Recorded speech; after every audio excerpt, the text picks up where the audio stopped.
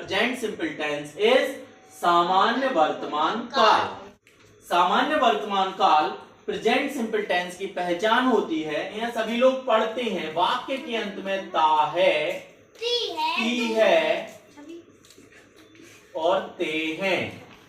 सभी लोग, जैसे मैं बाजार जाता हूं, तुम आम खाते हो, वे टीवी देखते हैं, सभी लोग यही पढ़ते हैं। वाक्य के अंत में ता है, ती है, ते हैं। लेकिन कुछ एक्स्ट्रा हमें पहचान भी पता होनी चाहिए प्रेजेंट सिंपल टेंस की। एक्स्ट्रा क्या पहचान है? जो सेंटेंस जो चीजें हम डेली करते हैं, जो चीजें हम डेली करते हैं, मतलब डेली दिनचर्या, दैनिक दिनचर्या, डेली रूटीन की बातें। जैसे मैं सुबह उठता हूं, सूर्य पूर्व दिशा से निकलता है, ठीक है, मैं रोज खाना खाता हूं।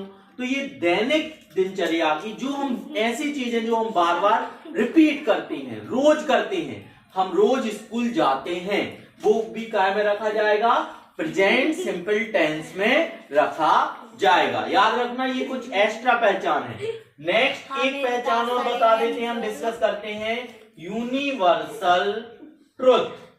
यूनिवर्सल ट्रुथ, यूनिवर्सल ट्रुथ का मतलब होता है शाश्वत सत्य।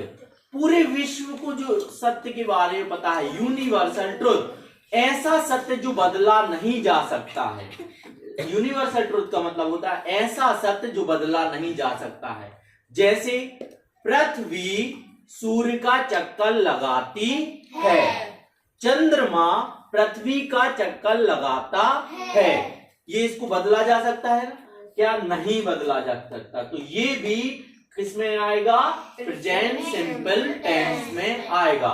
स्ट्रक्चर की बात करते हैं तो स्ट्रक्चर है सब्जेक्ट प्लस वर्ब का फर्स्ट फॉर्म या वर्ब में एस या ईएस प्लस डायरेक्ट ऑब्जेक्ट। ये this is the structure of present simple tense. ये प्रेजेंट सिंपल टेंस का स्ट्रक्चर है। पहले सब्जेक्ट, फिर वर्ब का फर्स्ट फॉर्म या वर्ब में एस या ईएस। अब कहां वर्ब का फर्स्ट फॉर्म लगाएंगे और कहां वर्ब में एस या ईएस लगाएंगे?